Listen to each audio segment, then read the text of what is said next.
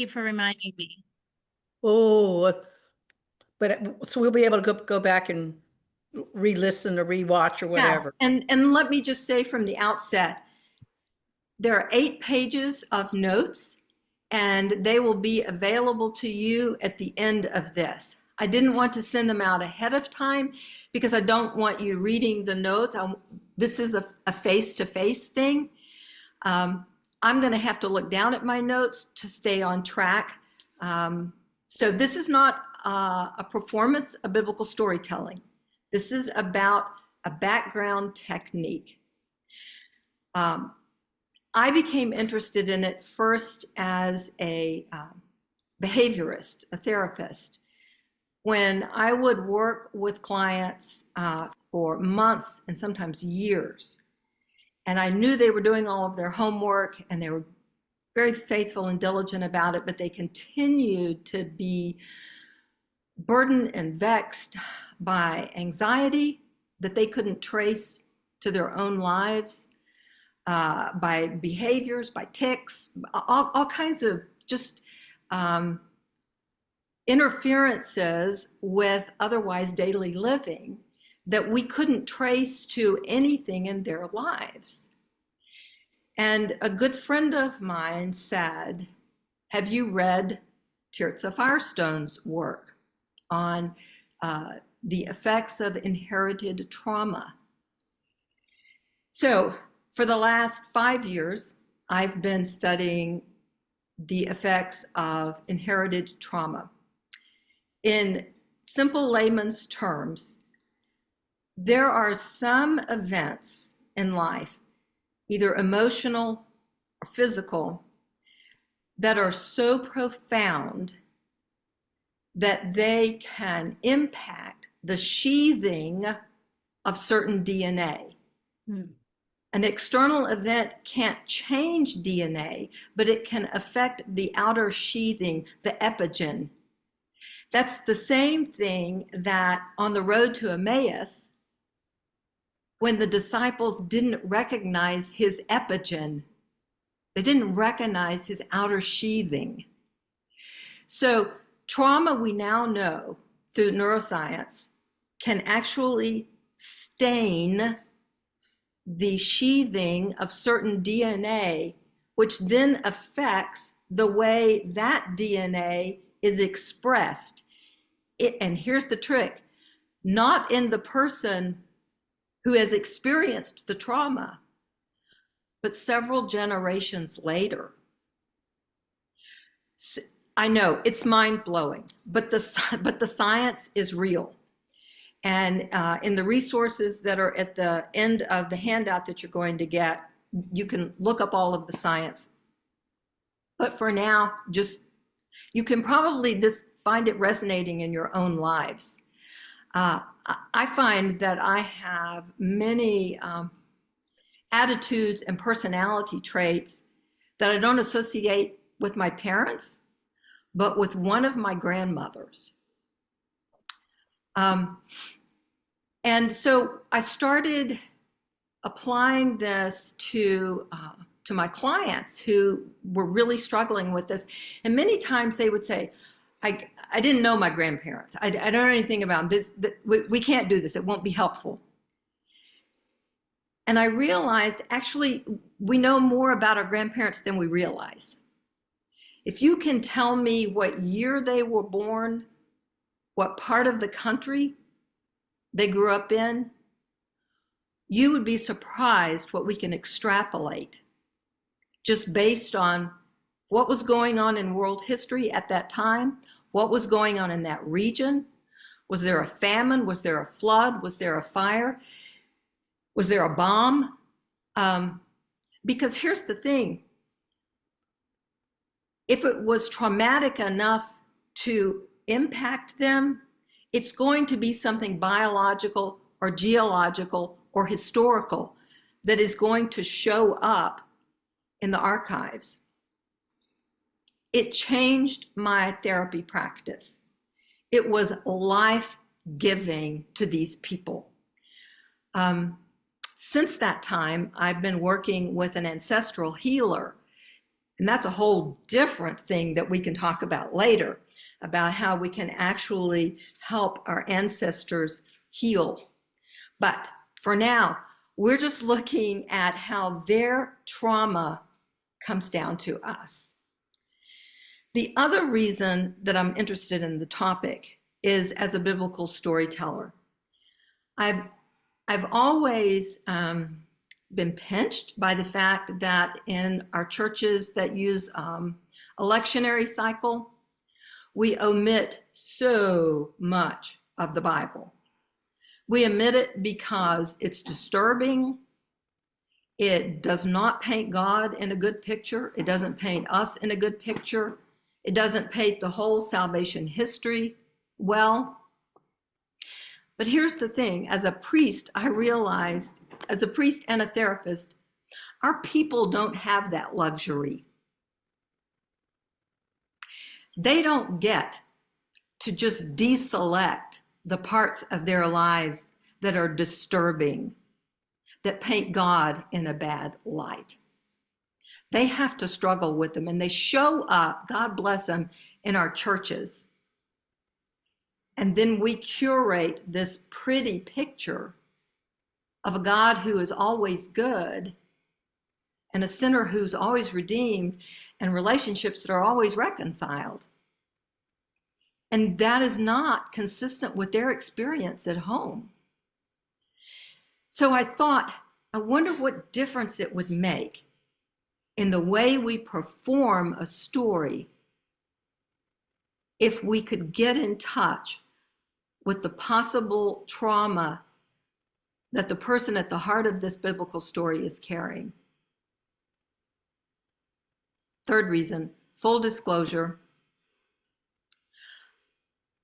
On Wednesday, just however many days ago Wednesday was, and I can't count anymore.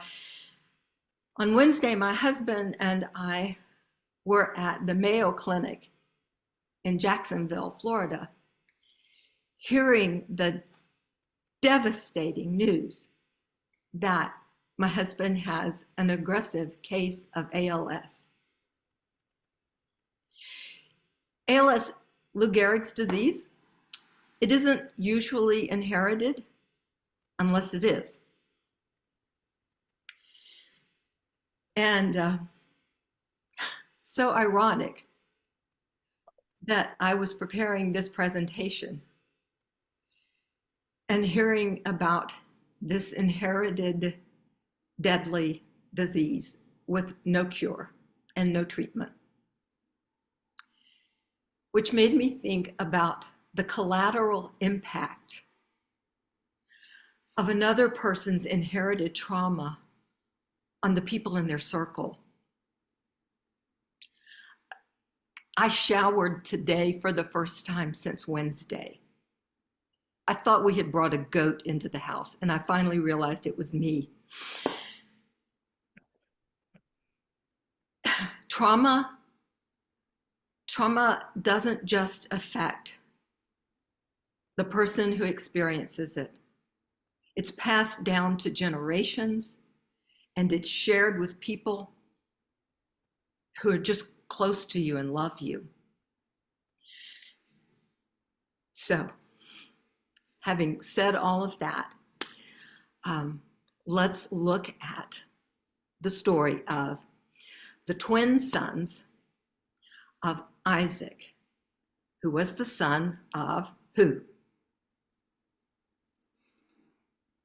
You can unmute yourselves. Abraham. Abraham and Sarah. Abraham. So we're going to go all the way back. To me, this has broken open the entire patriarchal package. So we start with this synopsized piece from Genesis. After these things, so these things, let's just stop right there and talk about these things.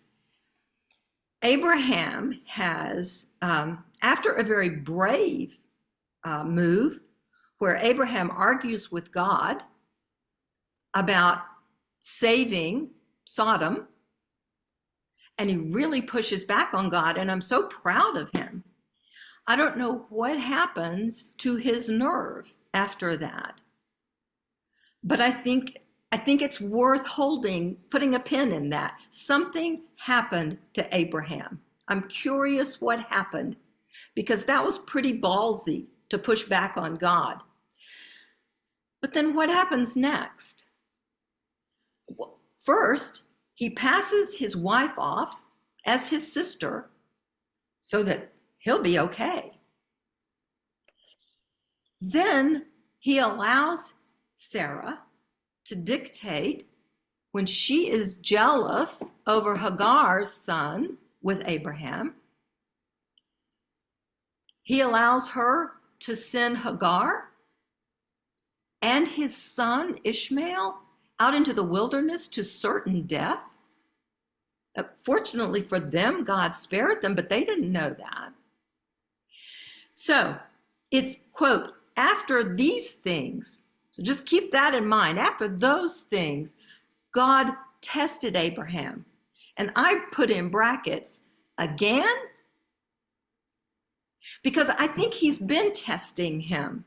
Like, was Sodom just a one-off? Or are you really up to this? I think he fails the next 3 tests. I think he failed with handing off his wife. I think he failed by handing off his son. And I think he failed with the sacrifice of Isaac. Now, that is entirely my opinion, but I think that it is a test if we believe that God requires a show of fidelity, the essence of which is to violate everything we understand about God and about life.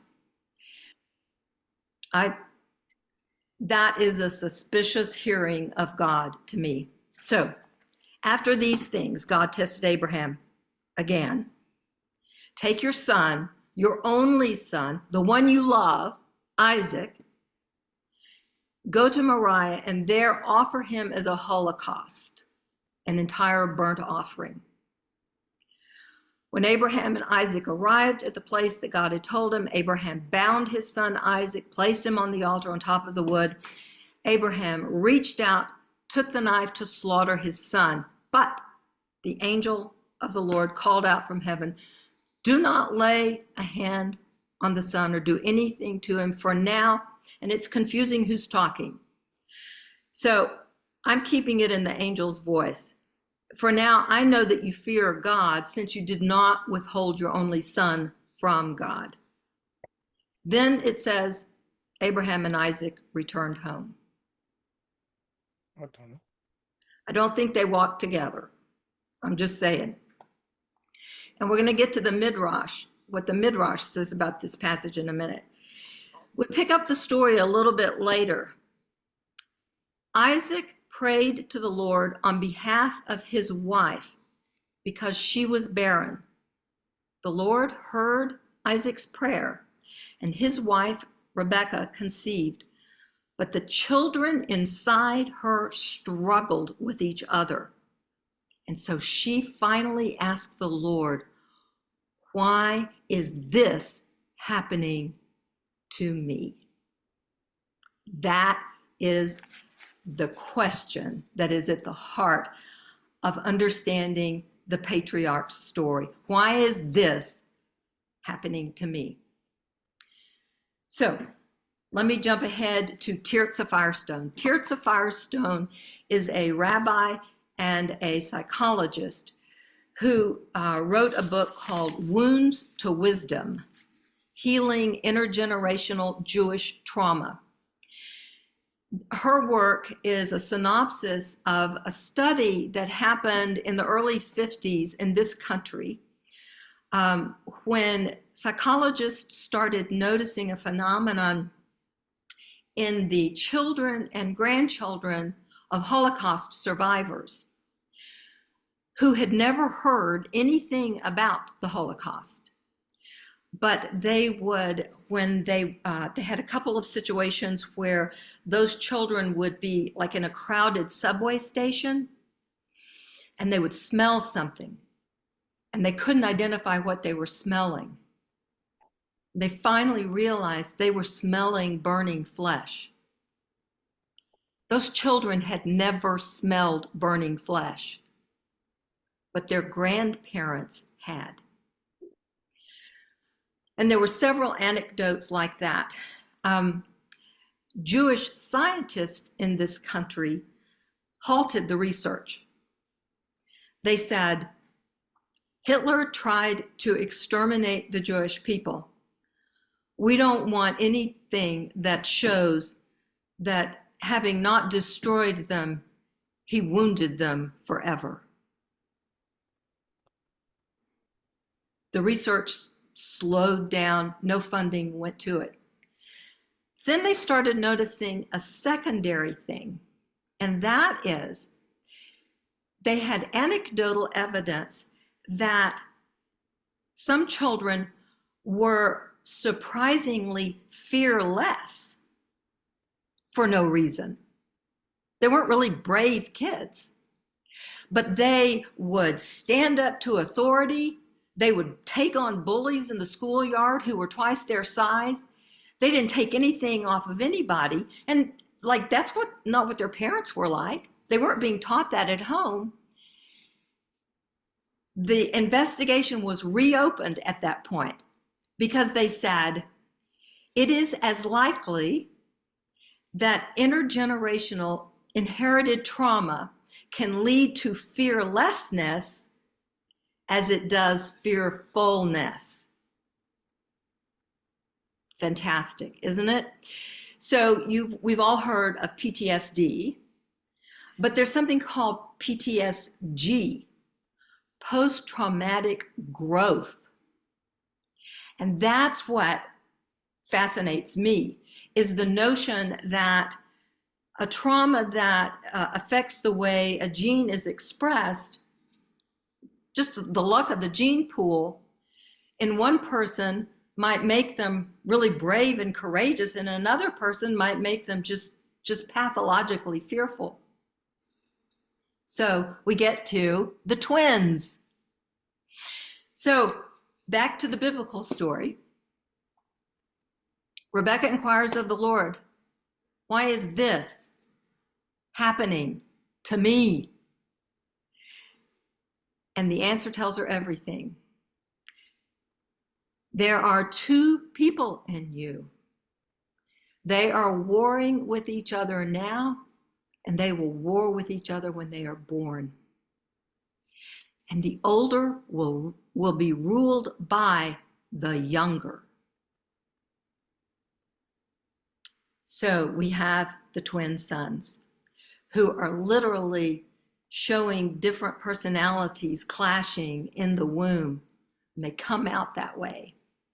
So the name Jacob, it means heel grabber, one who overcomes. Think of a heel grabber in terms of a foot race. And you get close to the person in front of you and you literally reach down and grab their heel and pull them back. Throw them out of the race and you get ahead of them. That's what his name meant. He was a heel grabber because that's what happened during the birth process. You know, he grabs his brother's heel. It ends up also describing him until that encounter later on at Bethel. But he really turns out, he's a sociopath. And we're going to talk about the characteristics of a sociopath in a minute. He's a sociopath. He lies. He tricks people. He cheats. He manipulates. He takes things that aren't his. He does it without thought. He doesn't connect anything he does to his relationship with God. He doesn't have one until he gets to Bethel. He blames it. He invokes the God of his father, the God of his grandfather, the God of his great-grandfather. Not him. So there's Jacob. Then there's Esau. Esau means the red one, the hairy one. When you first look at the story, they look like very different people. But if you look more closely, Esau is just a milder, more socially acceptable kind of sociopath. So what sociopaths do is they have an uncanny ability to spot weakness. Jacob doesn't take advantage of everyone. He takes advantage of some people. So, first person he takes advantage of course, is his father. So now let's go back to his father. The Midrash, and again, you'll have this reference to which Midrash it is, but the Midrash says, I'm going to read it. When the angel of the, I'm going to read the exact Midrash. While Isaac was not ultimately pierced by his father's sword, he was the victim of another piercing encounter. When Abraham bound his son on the altar, the angels wept. The angels' tears dropped from their eyes into his wide open eyes, unable to imagine what was about to happen, and blinded him.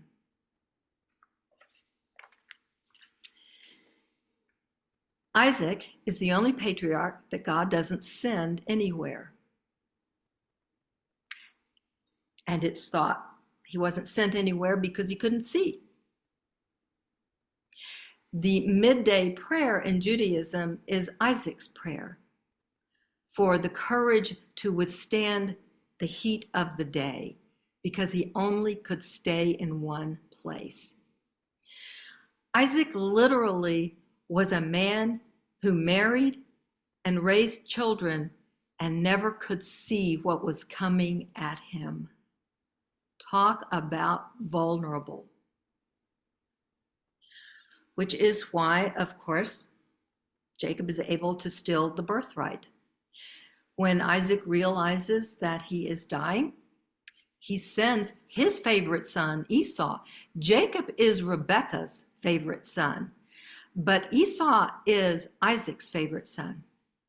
So he says to Esau, I am dying. Do what you do best. How are you a good hunter? Because you stalk your prey. You watch for vulnerability. You catch them off guard. And you go in for the kill. Esau, Jacob, not so different. So Esau goes out to get the food. Rebekah overhears it. She calls in her favorite son and says, here's what's going to happen. So you go out and kill something in our own herd here, our captive herd. Dress it, I'll cook it. You put on this fur and go in and bring this stew to your father, and you get the blessing. So we're all familiar with that story, that horrible story, where Isaac senses that he's being tricked, right? He says, what is this? You smell like, that's a great line. Let's see, I want to get that line, right.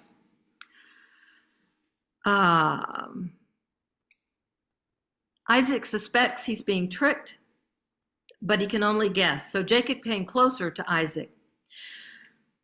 When he touched him, he said, the voice is the voice of Jacob, but it's Esau's hands. Are you really my son, Esau? Come closer.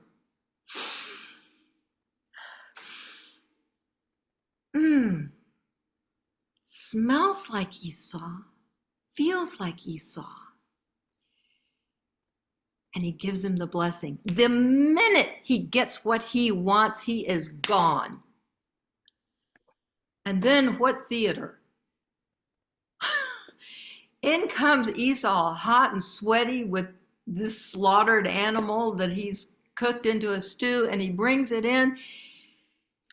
And he says, "Father, get up. I've brought you your stew." And his poor blind father says, "Who are you?"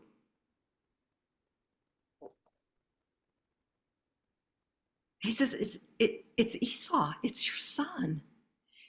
And the text said, Isaac began to convulse. He said, "Give me your blessing." And he said, "I can't. Your brother has taken it." And Esau says, "Oh, is not he rightly named heel grabber? For twice now, he has tricked me out of my birthright." So the first time, remember, was Jacob comes in. Who comes in? Esau comes in and he's hungry. And Jacob's home cooking because he's home all the time because he's a mama's boy. So he's home. He's home in the kitchen. Esau comes in, hot, tired, famished. "Give me some of that red stuff." Never one to miss an opportunity, right? Give me your birthright. I'm going to starve to death. What good is my birthright? Give me some of that. Give me the birthright. Okay. So now we're back at Isaac's deathbed. And Esau says, "Twice now. Twice he has tricked me." But then he looks at his dad, and it's so sad. Have you only one blessing?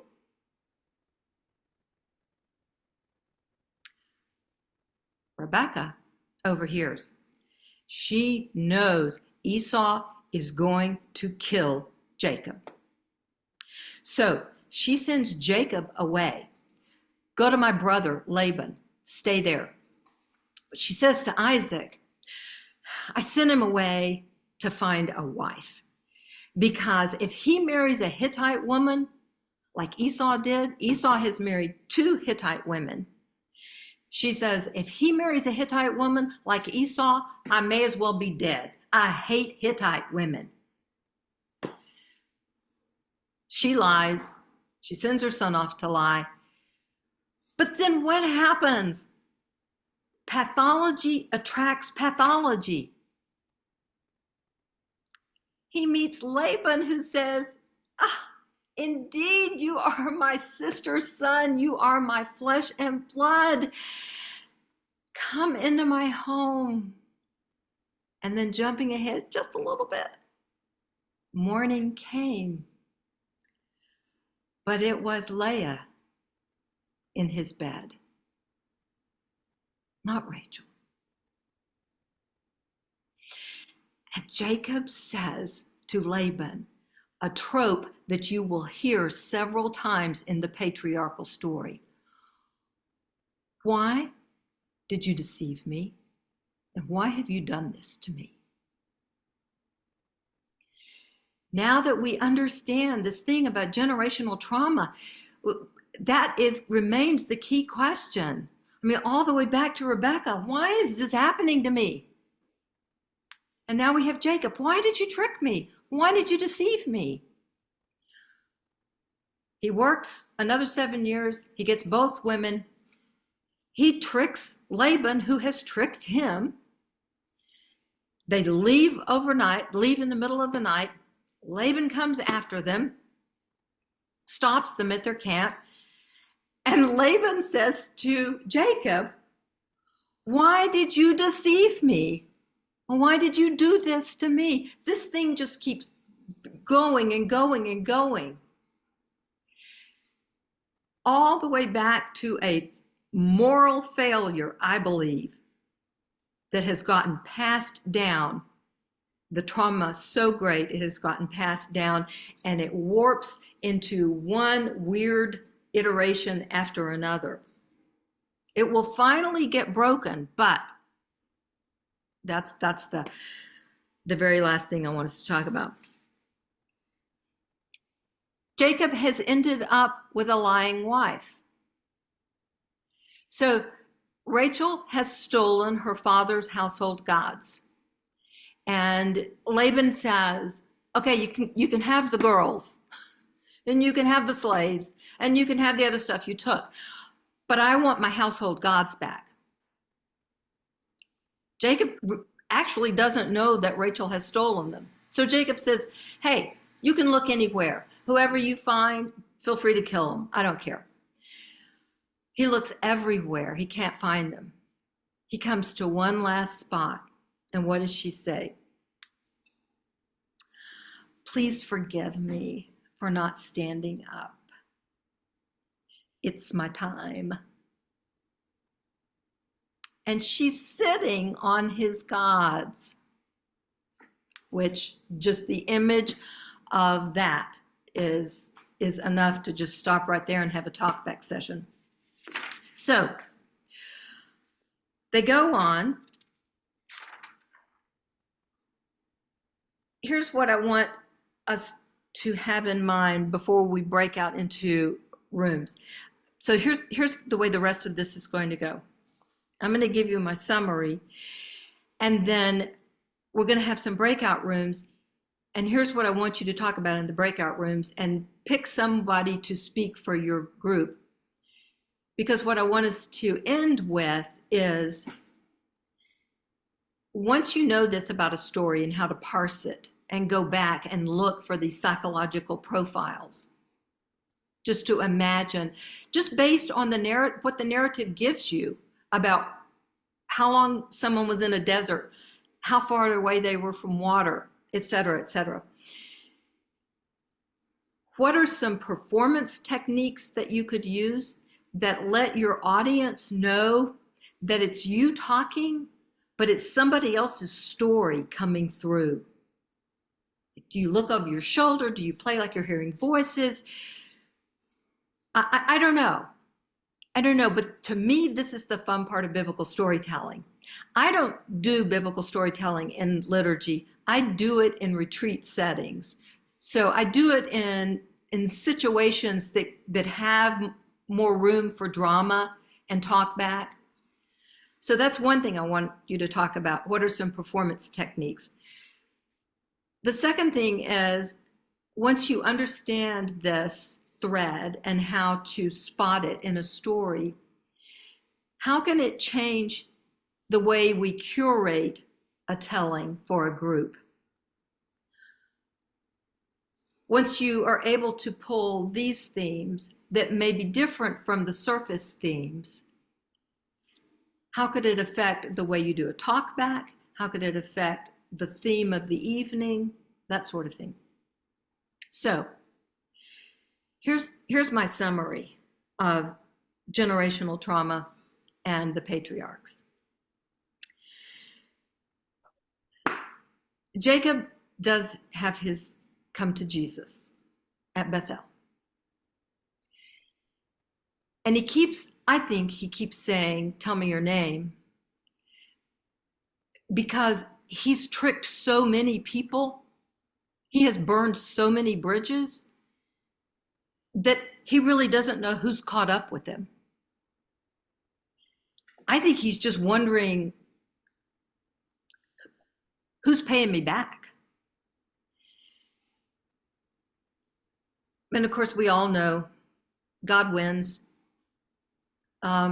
He never walks the same again. He limps away.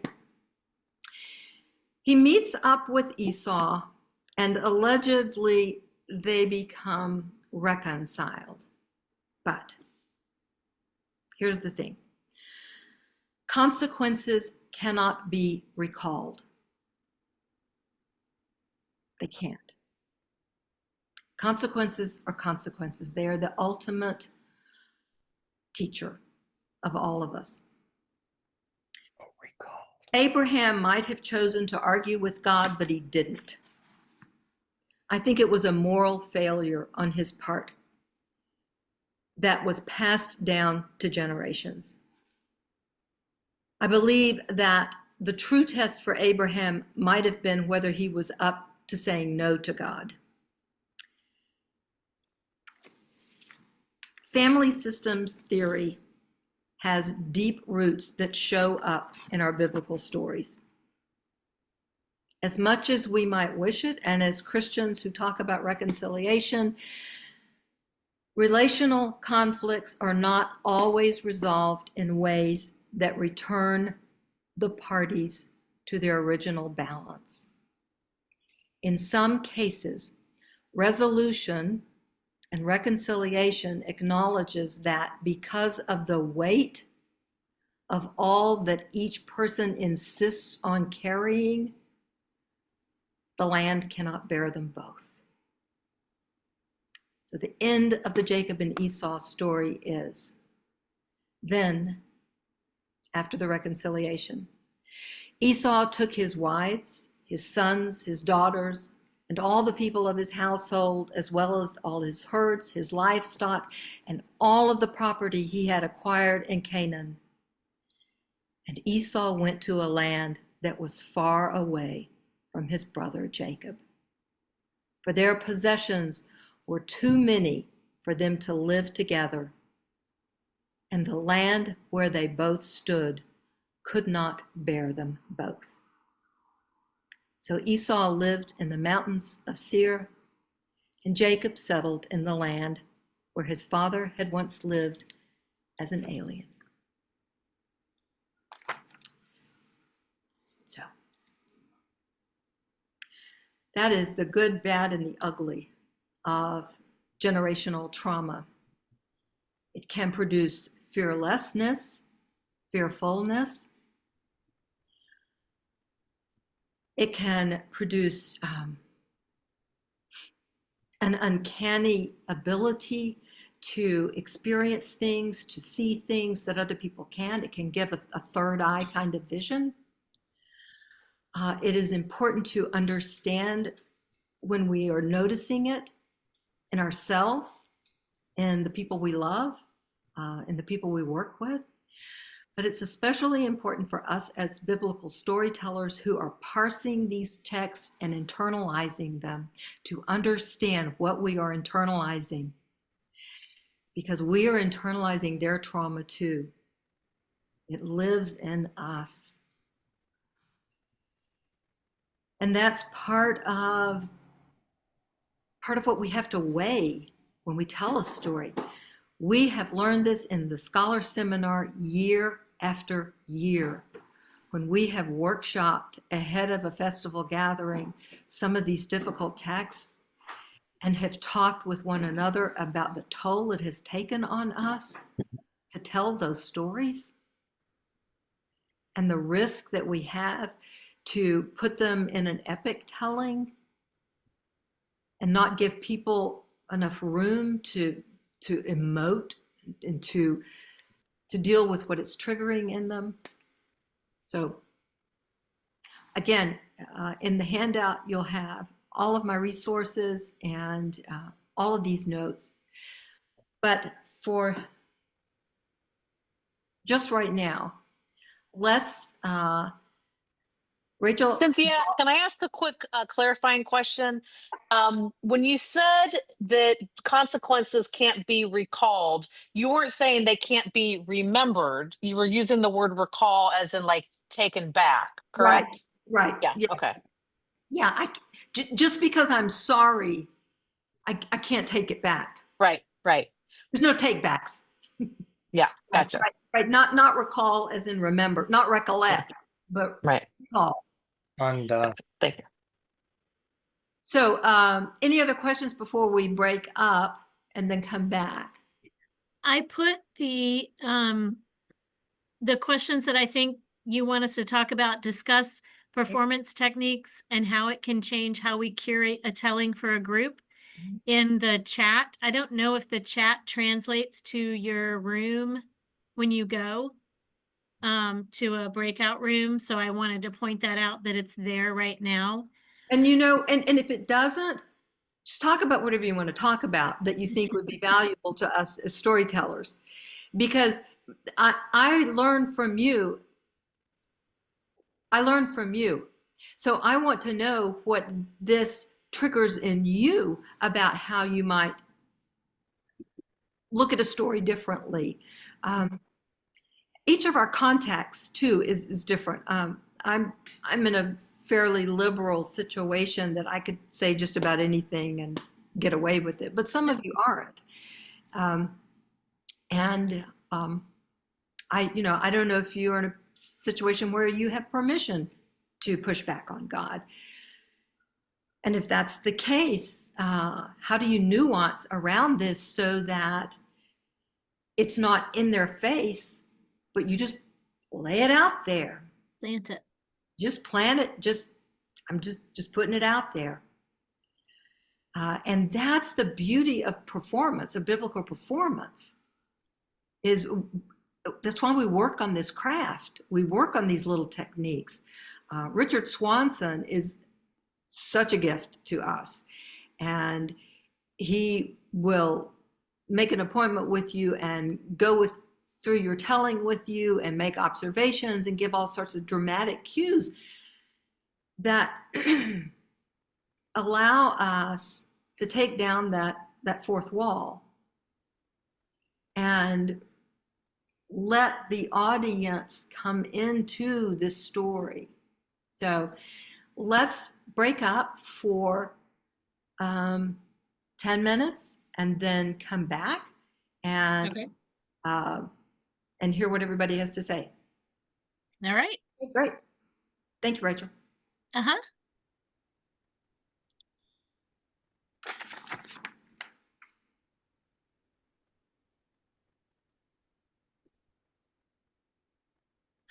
It always makes me feel good when I see them leaving, so I know it actually worked.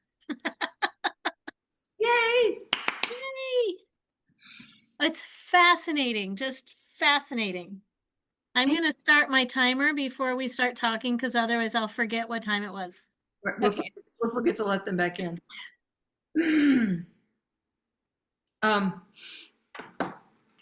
Yeah, sorry to drop that bombshell about my husband, but That's awful. it is awful. It is it's like he only has like a year left.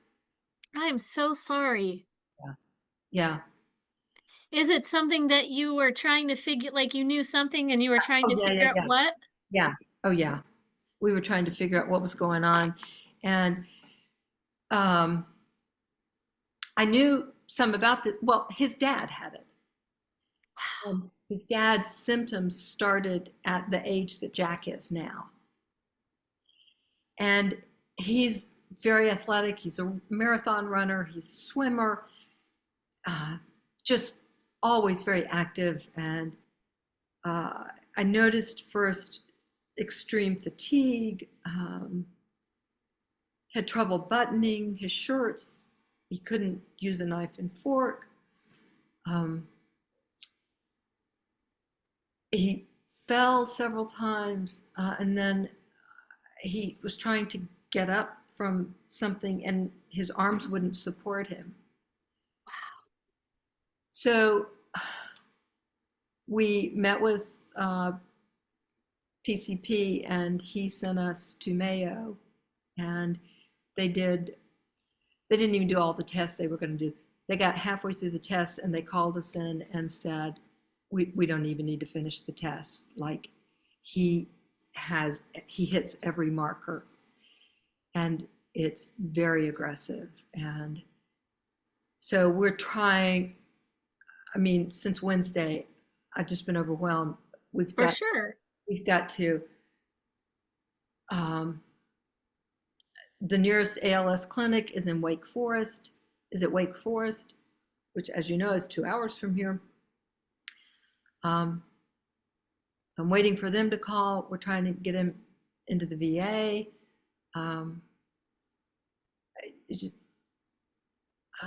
And I'm watching him fade before my eyes, and I'm like, I don't even know why I'm struggling to do all this stuff. Like I'm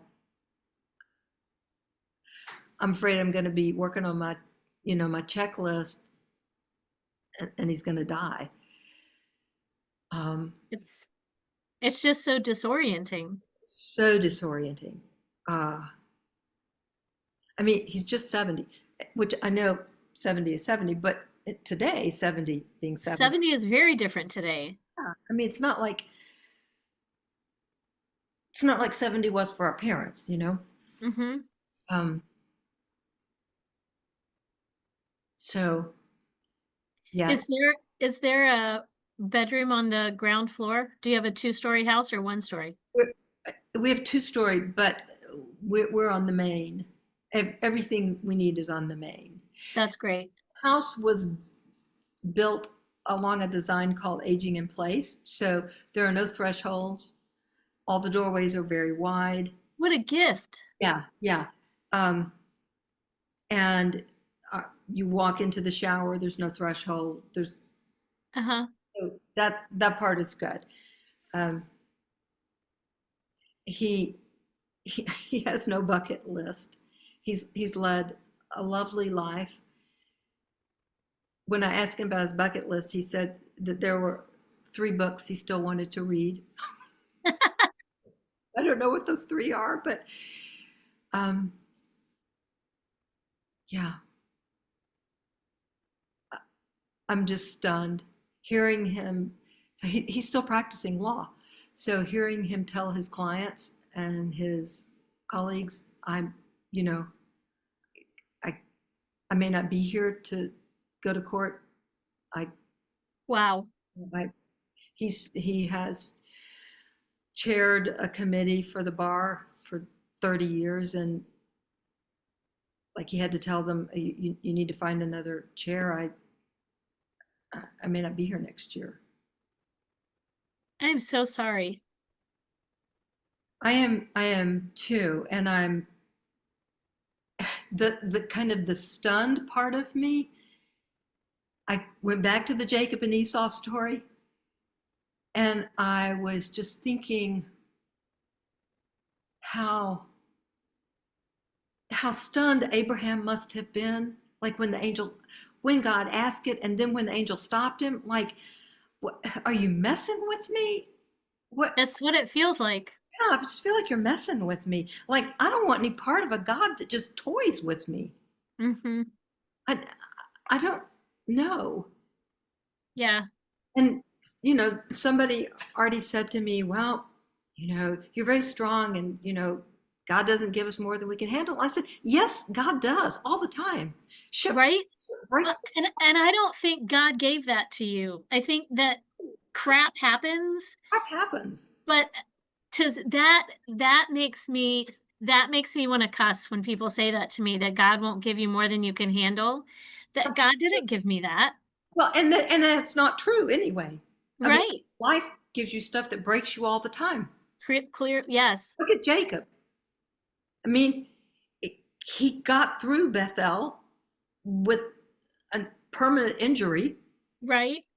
Look at Esau, who didn't do anything wrong, but missed out on his father's blessing because apparently his dad only had one blessing.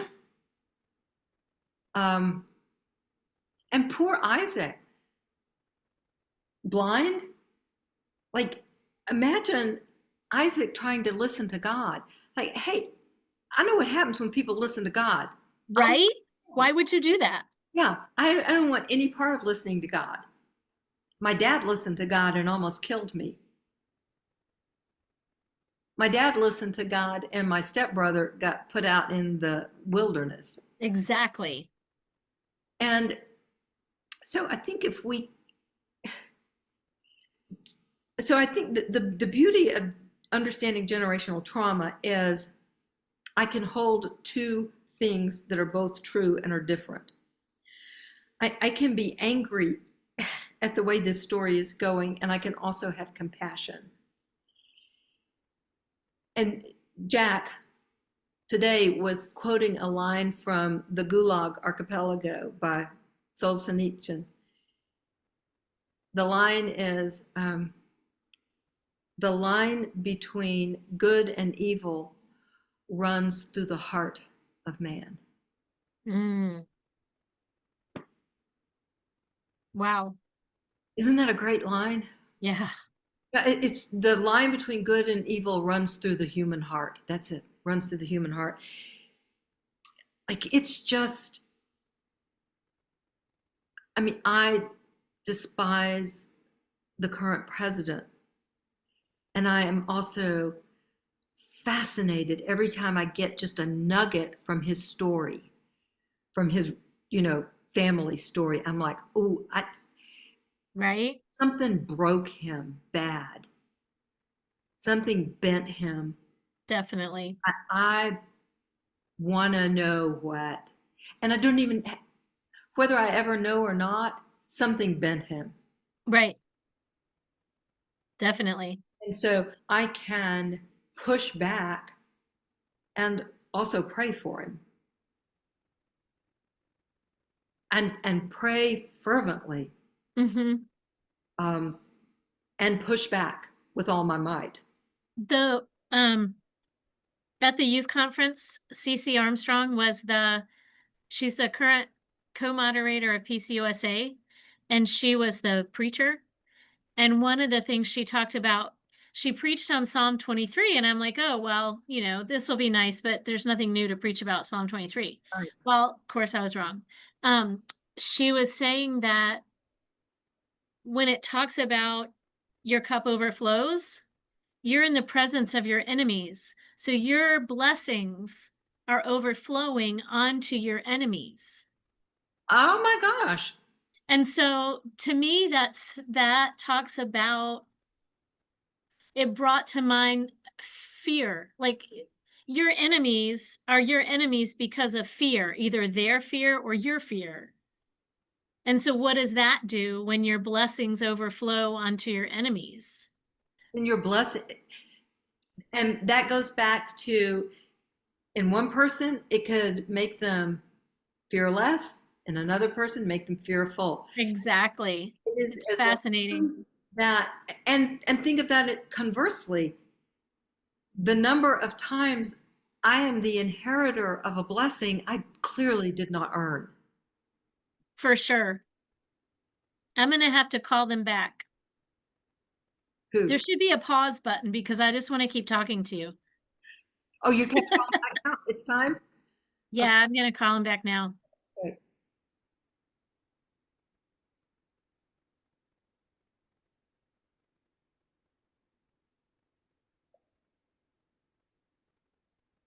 It just gave them 60 seconds. And if they're like me, they'll just talk until they get brought back. Thank you for moderating this. I appreciate it deeply. Indeed. Indeed. I'm so glad that I got to spend time with you. That's always a gift. That's why I can't come this summer, because I can't leave him alone yet. I don't have home health care. He can't drive. He can't feed himself. I'm going to connect you with a friend of mine on a text after this. Her name is Deanna Lamont, and she lives in Black Mountain. She's just an amazing person, and I think y'all would love each other very much. Deanna Lamont. Uh-huh. Lamont or Lamont? Lamotte. Her husband is David Lamont, and he plays at White Horse sometimes. Okay, good. Thank you. Yeah. Welcome back, everyone.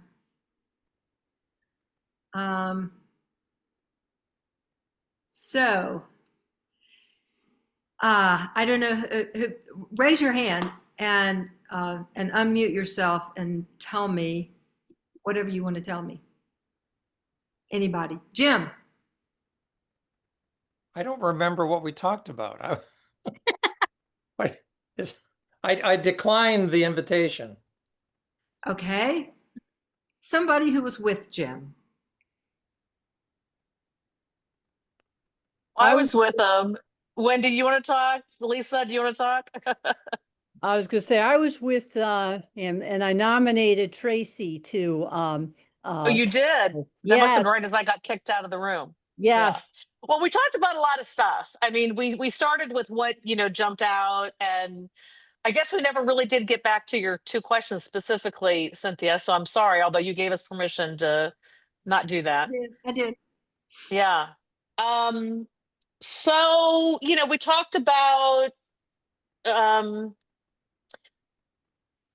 things that we appreciated you saying. A couple of us, although not all of us, appreciated you basically putting the blame on Abraham for failing that test with Isaac.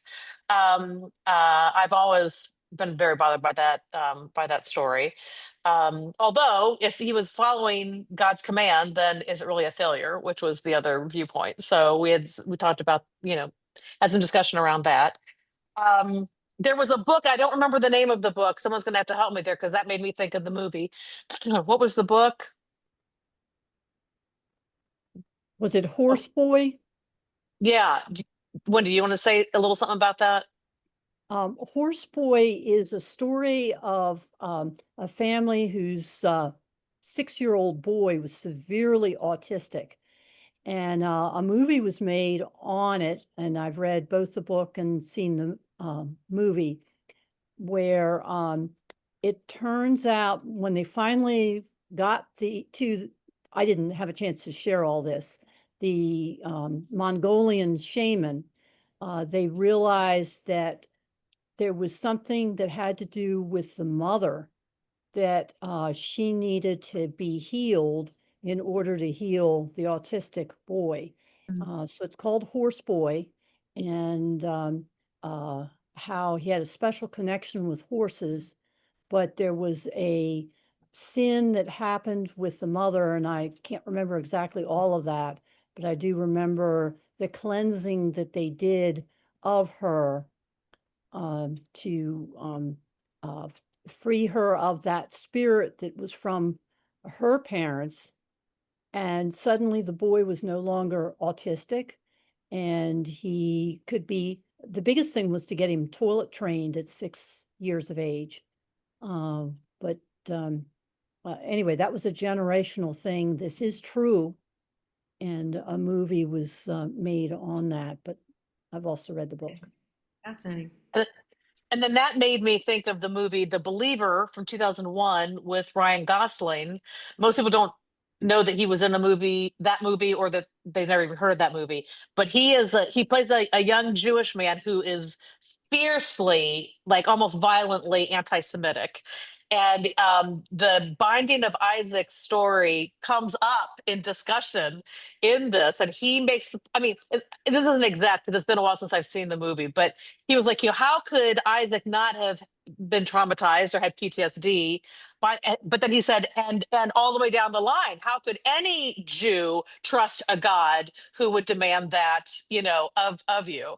And so again, I don't know that he was using words like generational trauma, but that's basically what he was talking about. And so it's a fascinating movie. Lots of great food for thought. So The Believer, 2001, Ryan Gosling.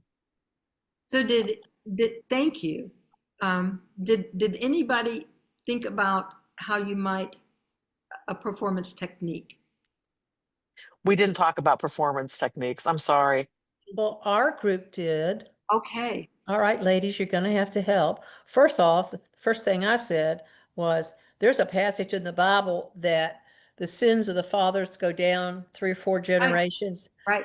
And I've worked in mental health, and about 25 years ago, some of this was coming through then, so that everybody knows alcoholics can produce, or alcoholic children have alcoholic parents, and they take it back to the grandparents and so on. But they also started noticing the psychosocial situations and the use of what we now call epigenetics. So anyhow, all right, ladies, you finish up. That's that. You finish up on what we thought about performance technique. Yeah, I think so we were talking about, like, if we were learning the Jacob and Esau story, which I haven't done yet, but it just hasn't come across my field. But anyway, if we're learning that, how do we convey when something happens in the Jacob and Esau story that should remind us of something that happened in the Abraham story? We talked about maybe doing kind of an aside. So, something happens and then, oh, by the way, do you remember when this happened to Abraham? And then come back to the story. We thought maybe something like that might work out for a technique. But I think that's really, is that the only thing that we kind of talked about with that, Penelope? Well, yes, in performance, we also studied, and I think Annie brought this up. When you're standing in the church and doing the lectionary of the day or right there, you can't go backwards. And so how are you going to produce something that, whatever? But if you're doing, and all right, biblical storytellers, come up with an idea here where you could do a longer tale and say, and remember Abraham, remember Isaac, remember all these things like that. And I'm sure there's a couple in the New Testament also where you could actually do a psychological trail of what has happened. And it'd be interesting to know, besides the Isaac, Abraham, Isaac, Esau, Jacob story, if there's any other ones like that. Oh my God. Yeah. Yale and Sisera, Judith and Holofernes, Huldah, countless. Once you start doing this, then you spot it. Here's what I would suggest. And we're coming up on the 40th anniversary, the founding of MBS, and we've come, Tom and Adam's greatest hopes have come true. It's in seminaries now, it's in churches, it's across denominations, which is wonderful. I want us to think beyond that and not just think about, there are limitations on how you can use it in the context of liturgy and worship, because you can't jump around and you can't riff on it. But I think that especially for those of you who are earning your living doing this, or like in Tracy's case, where you are teaching this skill, to expand the entrepreneurial ideas into breaking through and offering a curated event where you pick the theme out and you curate the stories, and that gives you a much wider opportunity. Yes, Rachel Russell. So I think I read an article years ago about telling stories, and then the context of where you're telling it changes the story. For example, if you tell Genesis at the zoo, or you tell Genesis on a nature walk, or if you tell Genesis in the desert or on a boat, it changes the story. And so I just throw that out there because it popped into my head. Let me put this out to you right now. How does becoming aware of the trauma you have inherited affect the way you tell a story? Well, that's what we were talking about in our room. We were more talking about less unpacking the story of Abraham and Isaac and unpacking what is our own trauma as tellers and how do we deal with our own trauma as tellers and our coming to faith, our dealing with different biblical stories and how we tell it. And it was really, really great sharing in our room with Marcia and Yolanda, each talking about it. And we also talked about different intergenerational traumas from family to slavery. And one thing we talked about in terms of performance technique was, for example, different prayer forms that come from different groups of people, like how in African American press, some may still may use the travail way of praying, connected with the prophets in the Old Testament and the Bible. And I remember mentioning to a pastor who is horrified by the notion of himself doing something like this, because he could not bring himself to doing this form, and it's not a part of his heritage culture, or nor maybe his own trauma. And one thing that I share is how you tell stories with your body, because the trauma is often located in the body. So as your body is performing, the teller story is using his body. In that way, we are. I think each time you tell it, you're processing it. So it's not like, I'm going to do this telling, trauma number one. So you're untangling it while telling it, unpacking it while telling. Oh, Stella, that is powerful. Thank you. Yolanda, add something. Unmute. I think Stella did a great job. I am new to biblical storytelling, so I've never done a performance. So this was just like, Oh, but speaking from I the was sharing that I'm reading a book on heart disease, and the author happens to be talking about slavery and how some of the things that we experience as African American women, or just African Americans, we aren't aware of the things we're doing or why certain things are. Mm, They trace back. mm. So as you were speaking earlier, I could relate to what she was relate what you're saying to what she was saying, which is also perspectives I hadn't considered either one. Um, and then Stella just shared a good deal of what she just talked about just now, which made me think about, yeah, telling a story, tracing it, unpacking it as you're going through it, and connecting it to your own story, and you becoming the person that's telling the story, and in the way that relates to you at that particular moment. It may not be the same connection each time that you tell a story, but at that particular moment, certain things about the whys and how you got here Yeah. might come through in how you present that story or that performance. Well, first, welcome to MBS. Thank you. Welcome to Biblical Storytelling. You have a lovely voice and you'll be a great teller. So, yay, hang in there.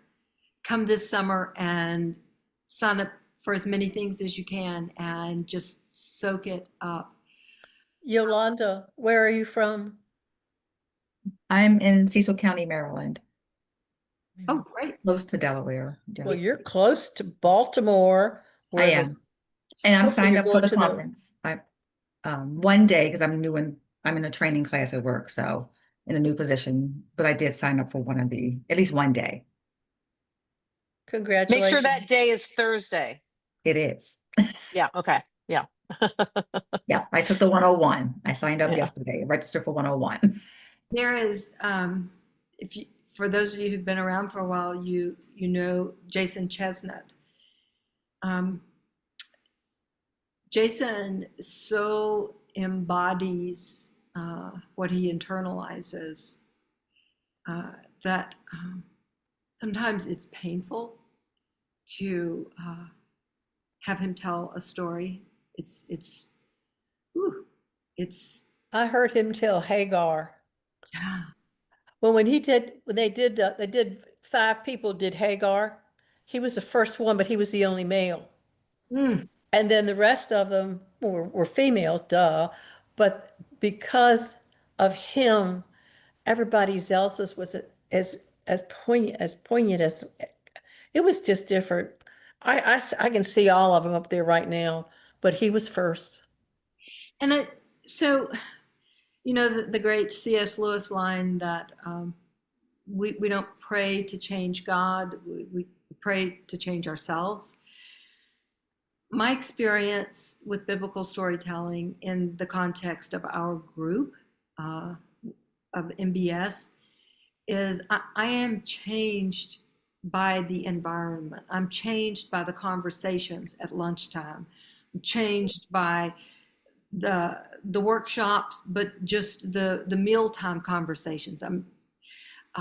Because you are hearing everybody's story of how they came to this, what they're learning, how they are going to use it in their context. And we really are so connected to each other. And once you get into inherited trauma, if there really are just whatever 8 degrees of separation, whatever I inherited, you likely inherited. How many, Jim? How many? 6 Six. separation. So if I have inherited something, there's great likelihood that each of you has inherited some degree of that. So one thing that shaped my spiritual life through the years I've been a part of MBS has been that it has worn down my defensiveness. Like the clothes I want to wear at MBS are transparent. It doesn't work if I show up any other way. Like I may as well just stay home.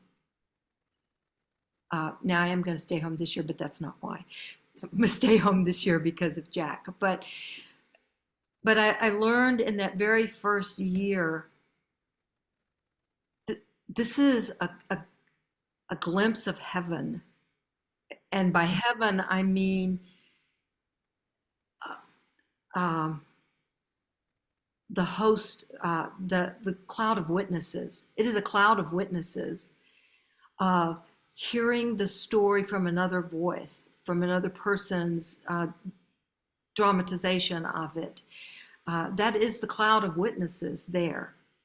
And the fact that you'll have 5 people telling the same thing, it isn't to say, well, you know, this one did it great, or I like the way this one did it. It is to understand, oh my gosh, it's every voice. It is every voice come into this story. And with each one, it's peeling back, for me, it's peeling back another layer, right? And so these techniques, sometimes when we use the word technique or performance, it sounds, it triggers, it connotes artificial. I don't want it to be artificial. It's not an artifice. It is an enhancement. It is a lens, a widening of the lens. And so why I think this particular topic is so exciting and so valuable, it's not the be all end all. It's just one other lens opening. It happened to resonate with me because professionally, I was finding it to be so life-giving and curative and restorative for my clients.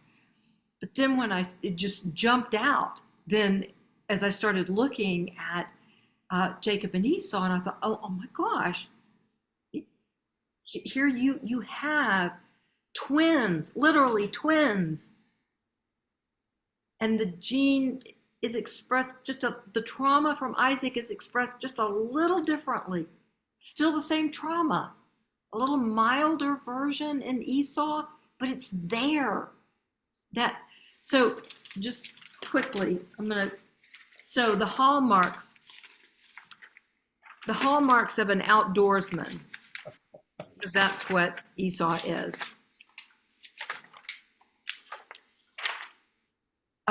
Possesses a positive mood and an adventurous, risk-taking spirit, willing to try anything, curious about the unknown, this is a little creepy, can tolerate extreme climate conditions and is impervious to adversity while waiting for his prey, has a keen ability to see what others cannot see, what is hidden in the foliage, is able to attack with stealth.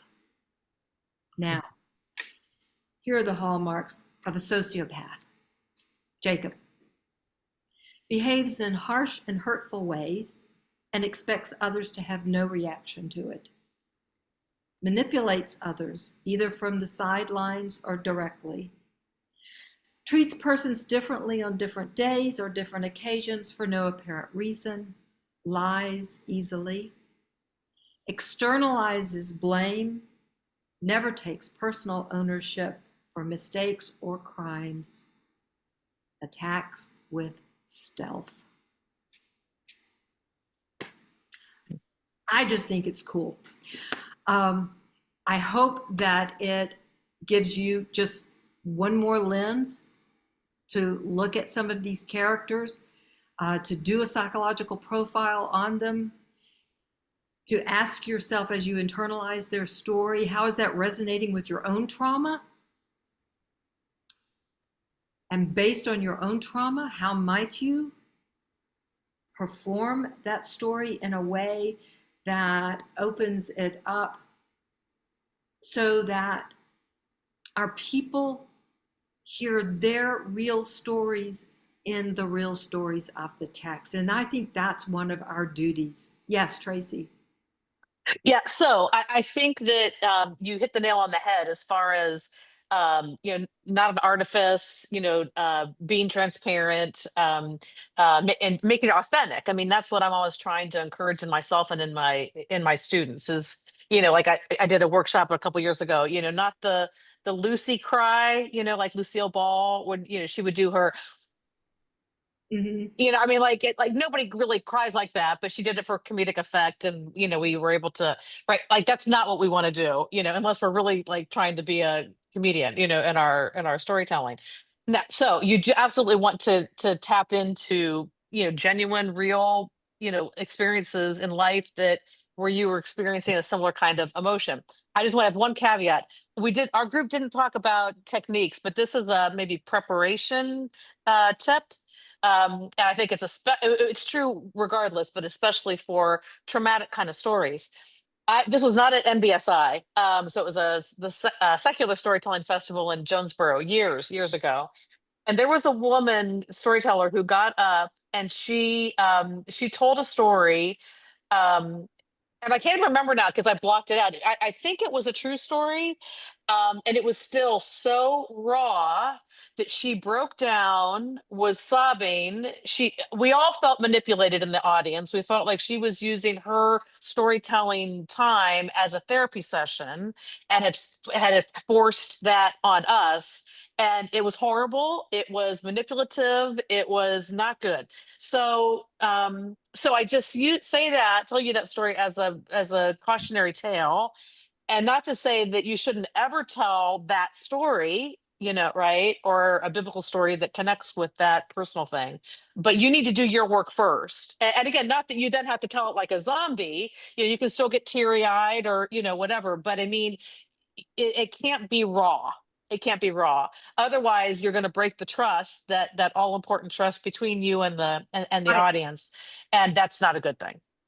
Absolutely. And Rachel just made that note in her to everyone.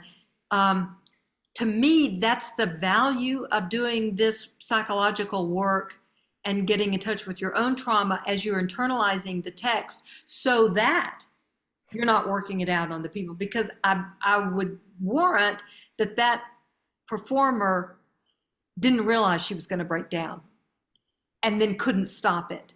And of course, that's one of the consequences of us not being aware of our own junk. It's going to show up. We can either be aware of it and manage it, or ignore it and it's going to make itself heard.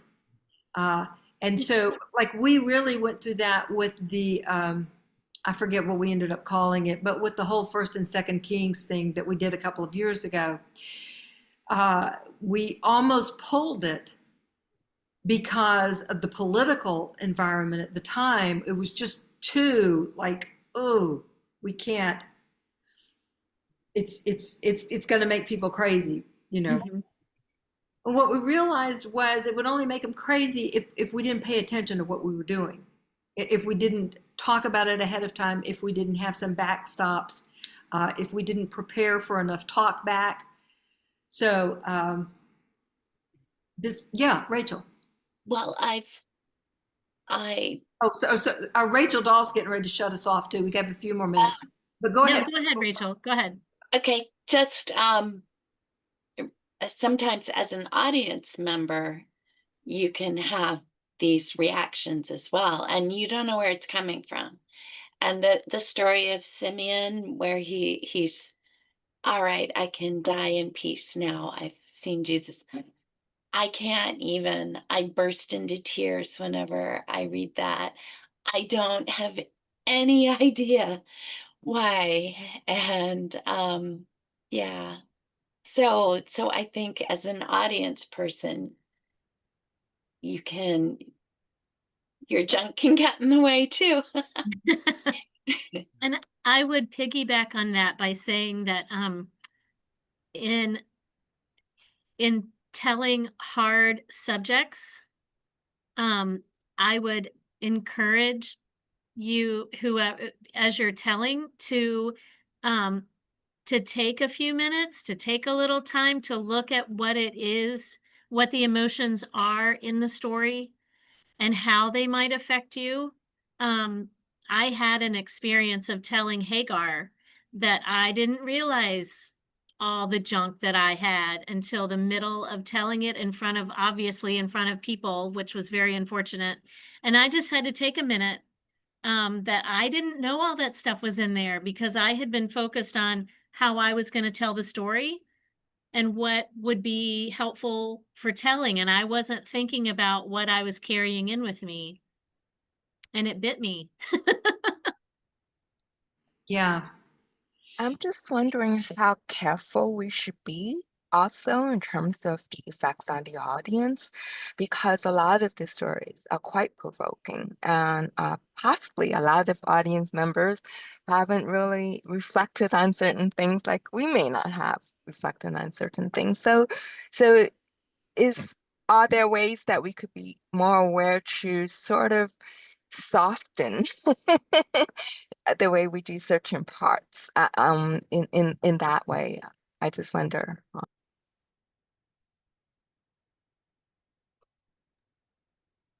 Cynthia, you're muted.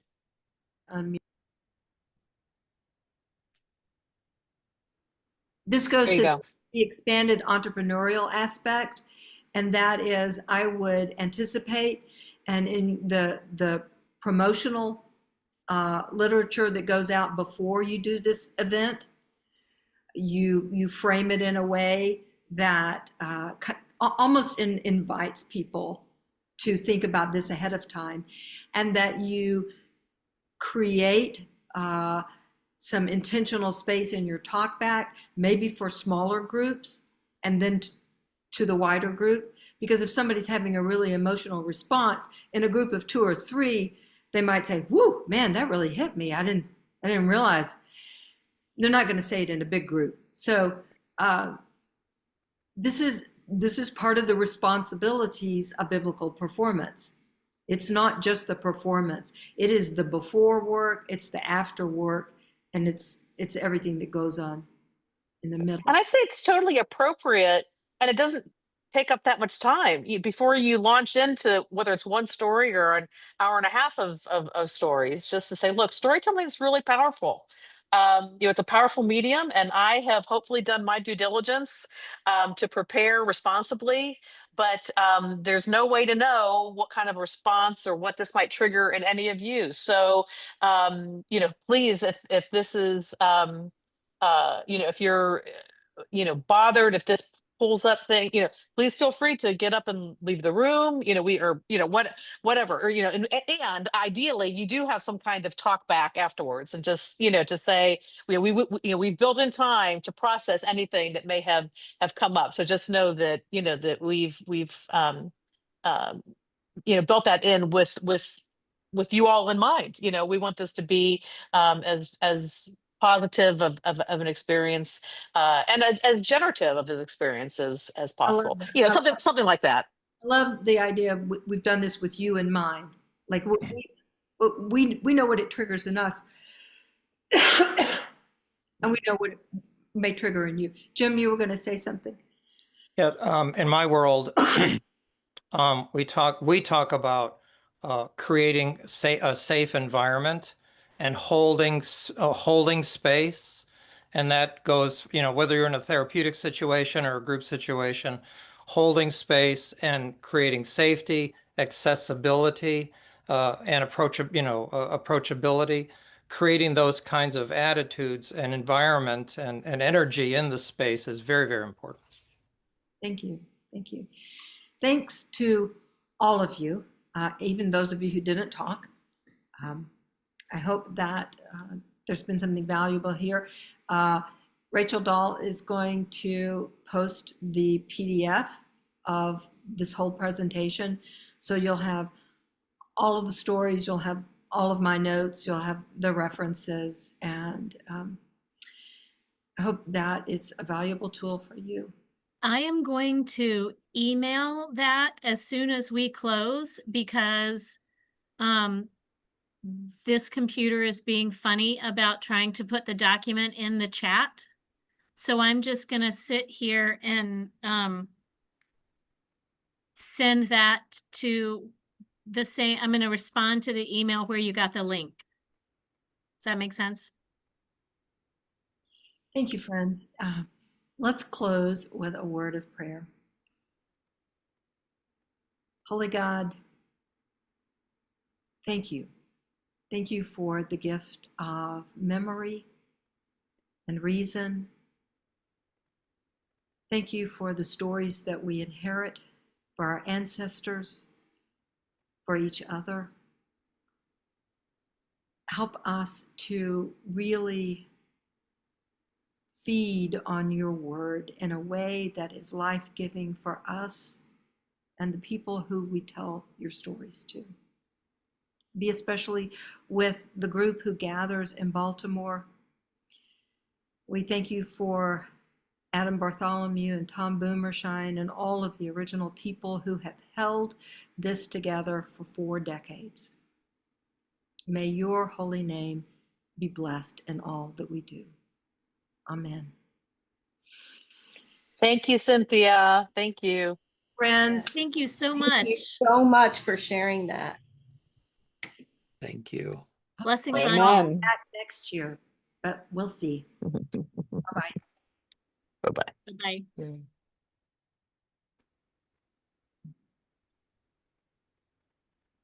What's your husband's name? Jack, Okay. thank you. I'm not much of a prayer, but we'll hold both of you in our hearts these days. So Thank you.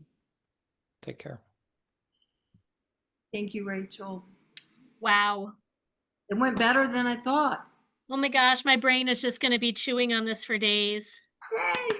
And I wanted to ask you, is it okay if I reach out to you next week and just check on you and see how you're figuring everything out? I will be completely overwhelmed and delighted to hear from you. Okay, And put me in touch with your friend. I definitely will. All right, love. Thank you for this. I'm going to go check on my man. All right, thank you. Bye. Bye-bye.